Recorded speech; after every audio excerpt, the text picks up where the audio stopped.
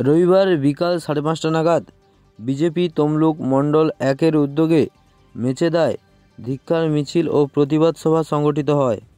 জানা যায়, সৈকত নগরী, দীঘা ও সন্দেশখালী গণধর্ষণের বিরুদ্ধে এই ধিক্কার মিছিল ও প্রতিবাদ সভা। এই কর্মসূচিতে উপস্থিত ছিলেন বিজেপি তমলুক সাংগঠনিক জেলা সম্পাদক তথা পূর্ব মেদিনীপুর জেলা পরিষদের বিরোধী দলনেতা বামদেব গুছাইত। এদিন দলীয় কর্মীরা দলীয় পতাকা নিয়ে এই মিছিলে হাঁটেন। কর্মসূচি নিয়ে কি বলবেন?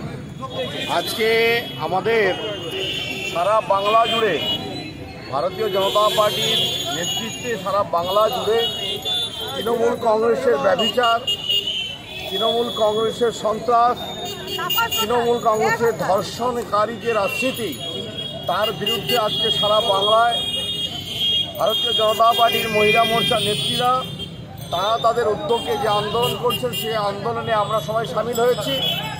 আমাদের তমলুক মণ্ডল 1-এর সম্মানীয় সভাপতি মধুসূদন মণ্ডল মহোদয় থেকে শুরু করে এই এলাকার জেলা পরিষদের সদস্যা পূর্ণিমা দাস থেকে শুরু করে আমাদের মহিলা মোর্চার সমস্ত নেতৃবৃন্দরা আছেন, নির্বাচিত জনপ্রতিনিধিরা আছেন।